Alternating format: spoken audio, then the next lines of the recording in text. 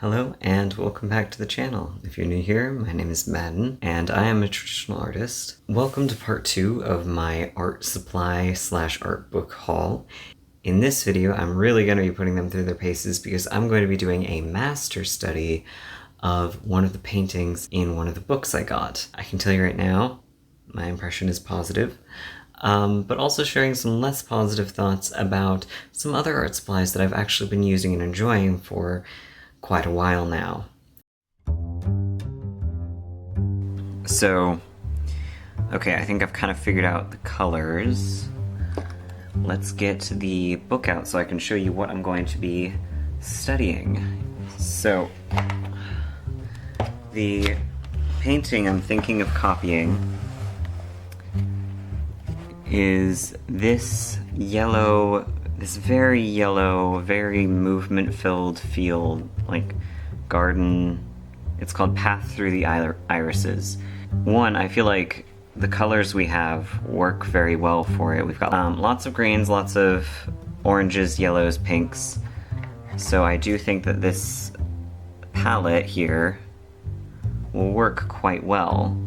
And then I do think that these purples are closer than I feel like they are.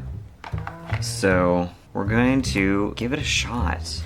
I would imagine he was using ultramarine blue for this. But yeah, that one's really nice, and I really like this painting here, which is also irises, but it's a very blue, dusty, moody painting.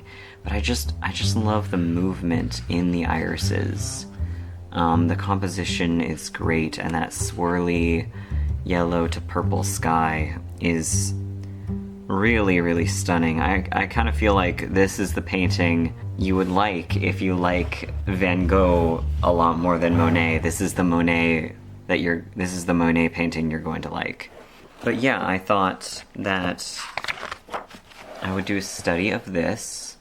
This is a good option for a study too because it's a nice big picture, which is good for me because I'm like nearsighted. And then because I'm doing a square format, I'm gonna actually pull out a different sketchbook. I was going to use this sketchbook or maybe my actual sketchbook, but I think I'm gonna pull out my khadi sketchbook because it has square pages. I don't normally like paint in this. It just ended up being like a swatch and practice book. We've got a nice blank page here, and I feel like the khadi paper has a lot more texture than most watercolor paper, and I feel like that really suits Monet's oil painting style with lots of texture. I feel like that will also help this study be more effective. So I need to get this out of my way.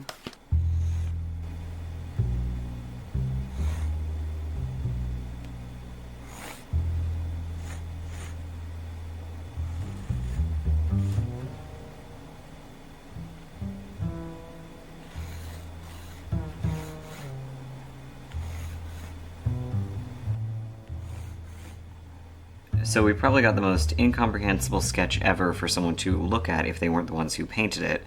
But it's basically just the general shapes and then general motions that were going on in his brush strokes, so I can help me pay attention to that. So this yellow is very red as far as yellows go. So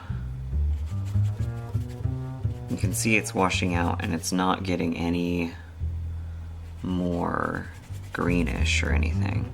Kind of a study, kind of just an exploration of like, will this palette even work for capturing this painting? So we're gonna mix a little bit of the yellow with a little bit of the emerald green, just a tiny bit, just to see if we can't get a more greenish yellow, and I think we can. I think that looks alright, yeah. We're starting with like really light washes so that I can put stuff on top of it without influencing the color too much. And this actually has quite a lot of the yellow extending back here as well. So we've got a big yellow blob. Seems about right for the Impressionists. And then I think I want to add in some stripes onto the yellow. And I feel like dry brushing is the most appropriate technique for imitating an oil painting impressionist. But it's not really something I do. Let's see, we've got this. So I'm going to start with some wet on wet to vary the tones.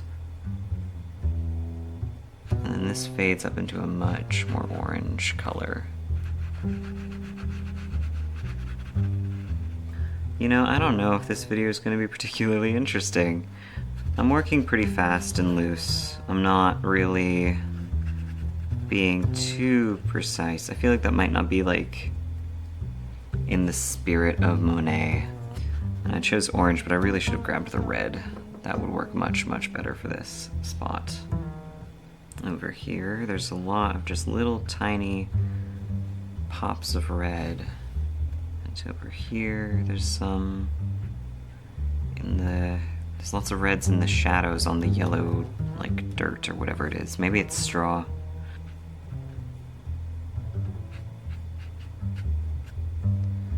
And I think there's some more up here.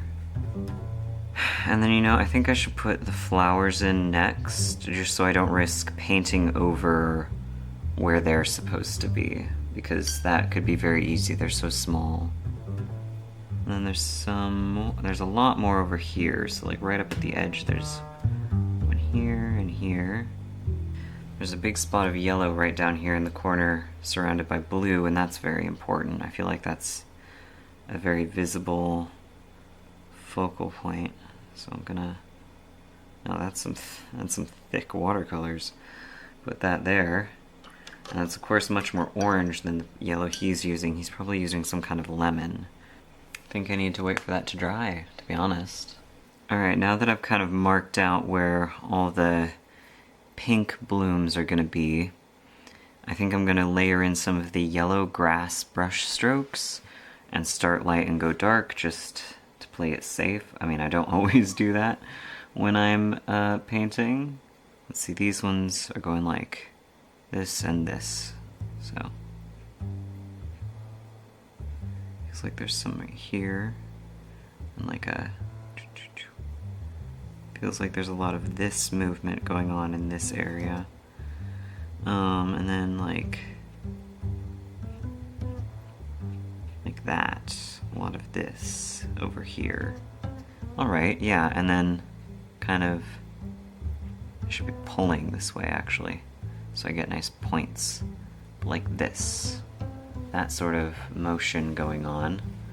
I'm sorry if you can hear the people outside, there's nothing I can do about them. Hopefully you can't though. And we've got this like curling area right here. Like that. Like that. There we go. I can use these yellow marks as guides for my green marks, which will be less forgiving than the lighter yellow. Let's see. I keep wanting to call them grass, but I really think they're meant to be iris leaves.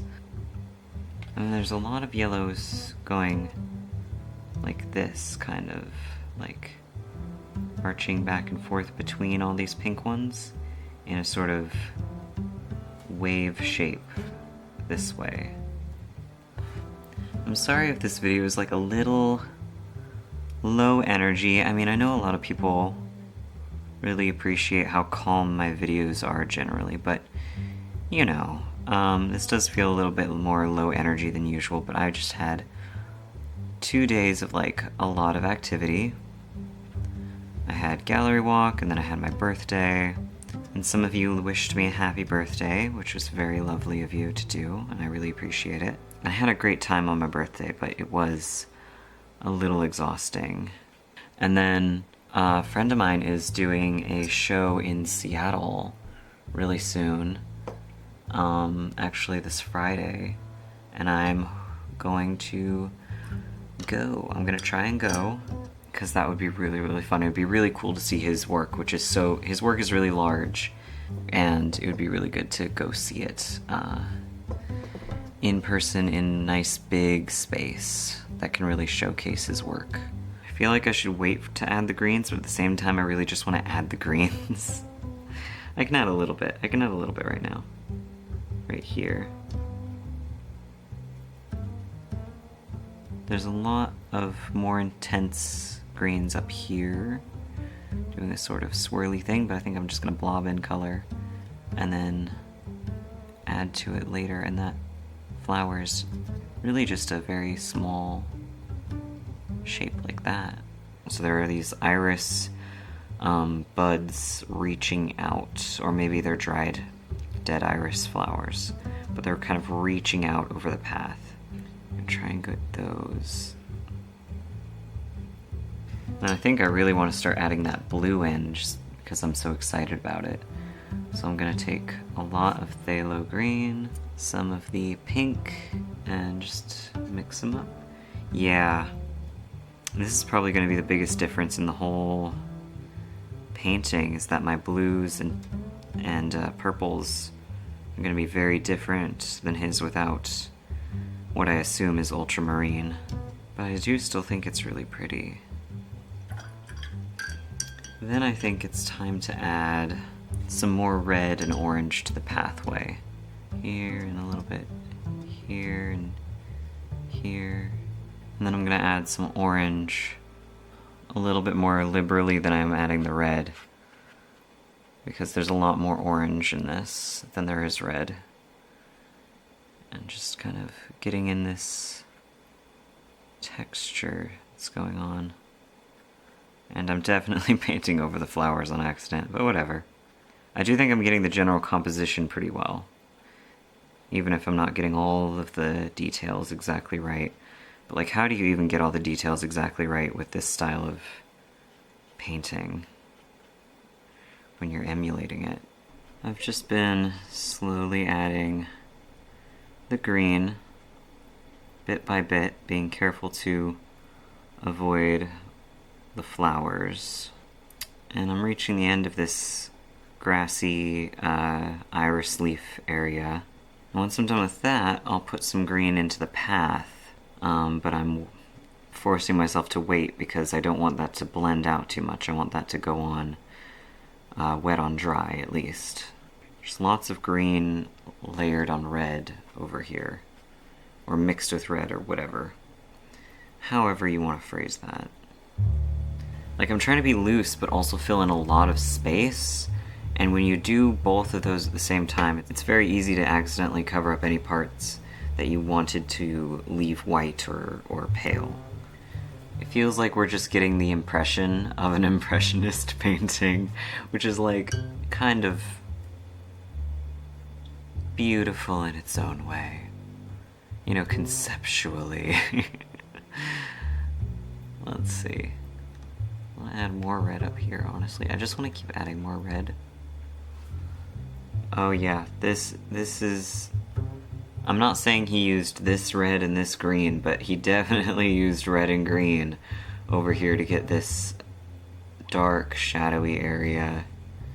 'Cause that is just spot on. I really should be waiting for this to dry. Alright, I feel like I need to add some dark greens, otherwise I'm never really going to get a clear picture of what I'm doing. So, here we go. I've mixed a dark green using just the phthalo green and the red and a little tiny bit of the gamboge hue. And then there's these big, really dark blades coming up like this.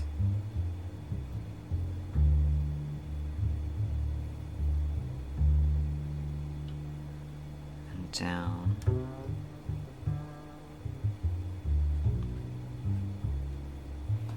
Like that.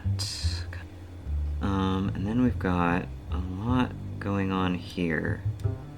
I'm just gonna try and carve these details out, because there's lots of little brush strokes, but it's also a very chunky space. I wonder if Monet ever did dabble in watercolor painting. I don't know, I feel like he would have at least like appreciated it, although it is kind of recently, in terms of history, that watercolor painting stopped being viewed as sort of a thing for preliminary sketches and the like. And then there's like patches of it being darker up here mixed in with a very bright, with the very bright yellow leaves. And they just kind of follow each other. Yeah, I'm just gonna keep following the other brush strokes that I've done. Use them as directional guidelines. Up here we start to get these sort of out kind of shapes like this, and some S kind of shapes like that, going in and out and around everything. Yeah, they kind of curl up here.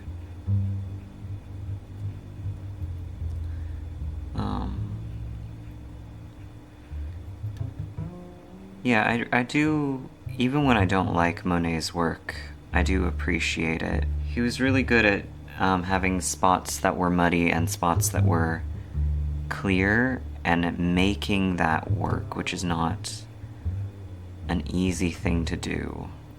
And of course I do like most of his work. And I'm gonna darken these up just to emphasize the lights and raise the contrast between the darks and the lights.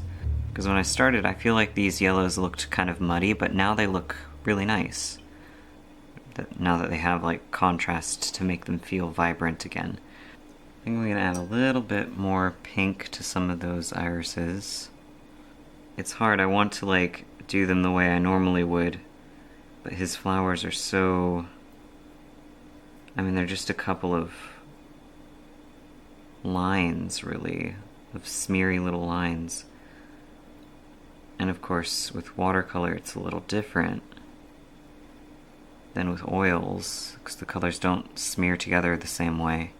Alright, I'm gonna add just a few touches of this bluey purple gray color that I've mixed to be my equivalent blue purple. And then I think I'm going to switch over to colored pencils because that is just generally how I work, so I think that's fair enough. And even if this doesn't really show up as purple and I feel like I need to amend it with colored pencil, I'll at least know where to put the blue and purple pencil. And I'm gonna add a couple tiny touches of red. I know I've definitely added more than is in the actual painting, but I was a little impatient earlier and I didn't let it dry completely, so the reds are really dispersed, and I think it lost some of the, tiny little strokey, fiddly bit looking stuff. I don't really know how to describe it, but those little tiny brush strokes. And I'm gonna add a little bit of unmixed emerald green around to hopefully cool down the overall painting a little bit. I'm not too fussed if the colors are kind of off from the original, because part of the point of this was to do the master study with only colors that I had just gotten, with only the new paint colors, and see what I could do with them. So if the colors are not exactly right, I'm obviously okay with that. But I just also want to put in my best effort. Okay, I think this is where I'm gonna have to call it quits on the paint part. So I'm gonna let this dry and then come back with colored pencils to kind of refine it and add that final touch that I've started to enjoy doing. So far, if I can bring these both into focus at least a little bit, I'd say that I did get the general composition and movement, and in general the values.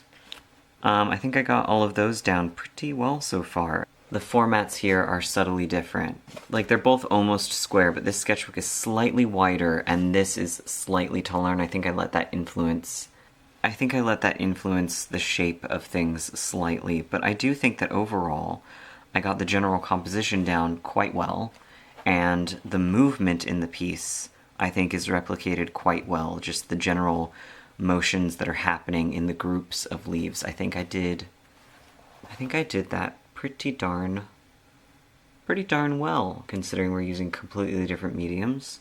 Okay, so moving on to the colored pencils. So I'm gonna kind of switch this up from a study to a do this in your style, or draw this in your style, because I think that's what will help it like look nice, and I like to end on something that looks really nice, and I can do whatever the hell I want.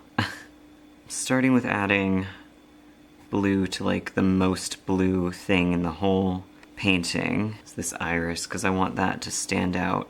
I have recently thought to check how light-fast Prismacolor pencils are because I use them so often, and I've started using them in my actual like finished work, and I have found out that they are essentially not.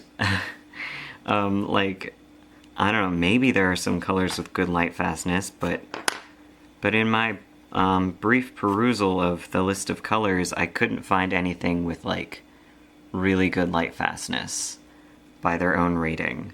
So I'm definitely planning on looking into new pencils, and I think I basically have 3 options for light fastness. I probably won't remember the brand names exactly, but there are the Holbein ones, those really pretty Japanese pencils, which I have been wanting to try for a while. There are the Luminance pencils, Caran d'Ache Luminance pencils, and then there are some by Derwent, I think. But honestly, I'm a little butthurt that I found out these were so fugitive only recently, because I've spent a long time getting to know them and finding my favorite colors, and I don't even know how I'd try to find out what colors are like good dupes for my favorite colors without buying a million pencils, which would be really expensive for some of those brands. But like, whenever you look up colored pencil dupes, you don't get color dupes, you get, oh, how can I spend as little money as possible to get the same effect when I'm laying it down, and the same feel as expensive pencils, which is not what I want, because that's, you know, that's how a hobbyist buys their art supplies, and that's fine if you're a hobbyist, but I actually need the high quality ones. I just don't want to waste money buying colors that I probably won't use in search of the colors that I do use, and that's gonna be tricky and a little frustrating. So yeah, I'm a little frustrated. Some of my favorite colors that I would have expected to be fairly light fast because they're like brown, like if you buy these colors as paints, even if they're like low, like student grade paints, they're usually fairly light fast. But Tuscan Red for Prismacolor pencils is like one of my favorite colors, and it's apparently very, very fugitive, which is, it's sad. I wish pencil companies were paint companies aren't legally required to put the information on the side for light fastness, but they do, because that's basically the social norm among paint companies, is to put the light fastness on it, unless it's like obviously a hobby paint. And I wish colored pencil companies were kind of held to the same standard of behavior, but I suppose because colored pencils aren't really taken seriously as a medium, I'm adding a very pink red to these ones that go over the thing. But as I was saying, I guess because colored pencils aren't taken as seriously as a medium, they're not held to a particularly high standard, just like how watercolors were kind of seen as a tool for sketching, for larger oil paintings, or, you know, kind of like cheap and not taken very seriously by the art world. They weren't held to as high a standard for certain things for a while, and now that they are more accepted in the fine art world. They're being held to a higher standard, which is good for everyone. And I just kind of wish the same could be said for colored pencils. If you know of any resources that actually compare the colors from those nicer pencils with Prismacolor pencils, like a chart that shows them side by side, if you know of that and you could let me know, that would be so incredibly helpful, because I have a lot of pencils and most of the colors I use are not the ones that are in those like nice little try 'em out 12 color sets. Just like with my watercolor paints, I tend to like unusual colors. Yeah, that's the frustration I'm dealing with right now. Because I don't want to stop using pencils. I really like how I can add these tiny scribbly details. I really enjoy them. And it's just such a shame that I didn't find out before I really started integrating them into my work that these are not gonna work for me. Also, like, it's a shame I didn't find out before I bought all these other colors to try out, because I was enjoying Prismacolor pencils so much. But yeah, I'd say that Prismacolor pencils are for hobbyists or artists who mostly get their stuff printed. I really can't recommend them for people who sell originals. But if you're sending your stuff directly to print and you like how they feel and you like the color selection, that's different. Like if you're only working for printing, that's totally different, and in that case, these would probably be fantastic, because in behavior, when you lay them down, they're very, very nice, and the colors are amazing. Like, I'm not here to shit on them. The colors are so good. And they feel really nice in the hand. So I could see someone who does like illustration for children's books or something like that, being able to save an incredible amount of money while getting incredible quality for their application. It just doesn't work for me, and I wish I had known that they weren't suited to my needs. I really wish art supply companies, like a lot of them do, especially with paint, a lot of paint companies do really hold themselves to a high standard of transparency about the quality of the products. Not all of them. And I just wish that other, types of art supplies would be held to the same standard. I really, really do. It feels like the more overlap there is between the professional and the hobbyist art community in the consumption of a certain type of art supply, the more likely the brand is to not care about making that information super available. Like, Prismacolor does release the light fastness information. They have that information available online, but it doesn't come on the pencils. It might come on the tins. I don't have any of the tins anymore. It might come on the back of the tin, maybe. I don't remember seeing it. It should be on the barrel of the pencil with the color code. And I understand not putting the pigment information on a pencil because a pencil is so small, but it should have the little star rating on it, because that could just go right under here. And then you could just look up Prismacolor's color rating system, because each brand will have their own. But you could just look that up and compare that. And I think that would improve things a lot. I really do. I wouldn't have invested this much money into them. I wouldn't have bought so many refills, which is maybe why they don't do it, but I don't know. Let's see. Yeah, I think this has improved a lot in terms of resembling the general color palette, and the smaller marks of the pencil really help to make this resemble the original, which of course was painted really huge with oils. Monet worked very, very large a lot of the time.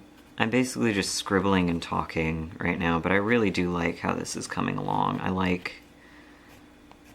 really do like Impressionism, and I didn't realize until very recently how much it had started to impact my work.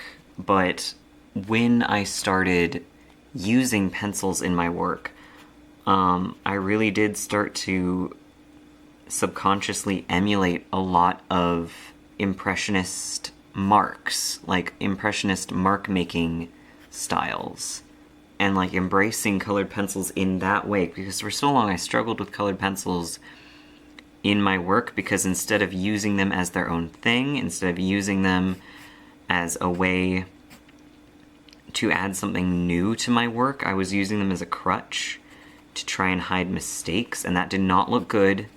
It did not look good at all. Every time I did it, I hated it, and I always told myself, don't do it, and then inevitably I would do it again, and it was the worst thing ever. But when I embraced them as their own thing, as a way to make art better and more unique and add something new, it really did something to my work. Alright, I'd say that I'm pretty darn happy with this. Aside from the slight adjustment that ended up happening on accident because of the subtly different proportions of these two canvases, and the inevitable color change that came from using a palette I didn't really select for this painting, I'd say I did a pretty good job. I think that the most important thing in this painting is the movement, at least to me. The movement of the leaves, and the movement of the path, and the movement of the color, and the brush strokes is the most important part of this piece to me. And I'd say I feel like I've got a very similar sense of movement in this piece, as well as, considering I was using a limited palette that I kind of chose at random, I do think I did a pretty good job of emulating the colors within that constraint. So I'd say I'm pretty darn happy with this painting, actually, with this study. Yeah, I think I'm gonna say that this study is done. I appreciate you watching and sticking around to the end. I really hope you enjoyed. If you did enjoy, please like, subscribe, leave a saucy comment in the comment section below. Like I said, if you have any resources that actually compare the colors of these higher-end light-fast pencils that I'm looking into with Prismacolor pencils, if you know of anything that does that, I would super appreciate you letting me know, because it just feels very overwhelming to try and color match art supplies to different art supplies on a, screen on an art supply website. So yeah, if you have any leads on that, I would hugely appreciate it. But other than that, I hope I'll see you next time, and I hope you have a fantastic rest of your day. Bye.